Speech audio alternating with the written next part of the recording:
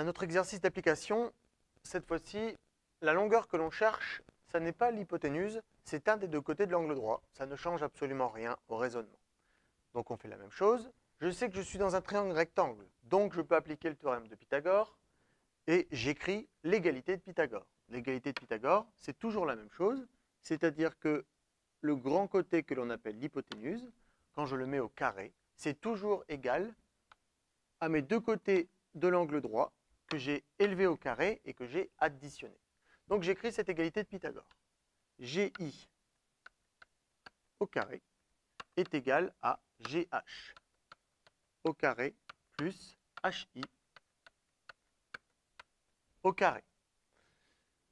L'égalité est écrite ici. Par conséquent, je vais remplacer dans mon expression les côtés dont je connais leur valeur, c'est-à-dire que GI, c'est égal à 4 au carré, GH, je n'en ai aucune idée, et HI, 2,4 au carré. Sur ma calculatrice, je vais calculer les carrés que je connais. 4 au carré, je n'ai pas besoin de ma calculatrice. 4 x 4, 16. GH au carré, je ne sais pas. 2,4 au carré, je le tape sur ma calculatrice et ma calculatrice m'indique 5,76. Et à partir de là, il y a une toute petite variante, mais vraiment rien de bien méchant, puisque regardez, on sait que 16, c'est égal à GH au carré plus 5,73. Et par conséquent, on va avoir une addition à trous. On a 16 égale quelque chose plus 5,76. C'est une addition à trous. Pour trouver la valeur de ce trou, de mon addition à trous, eh bien, je vais transformer mon addition en soustraction. La valeur ici, GH au carré, c'est égal à quoi? C'est égal à 16 moins 5,76.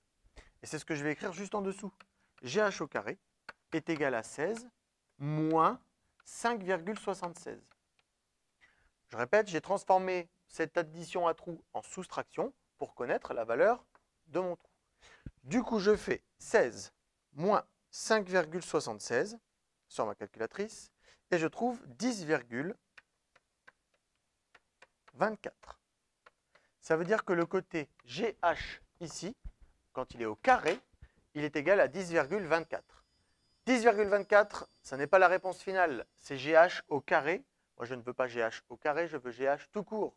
Donc, je vais appliquer la racine carrée sur 10,24 pour trouver le nombre qui, multiplié par lui-même, est égal à 10,24.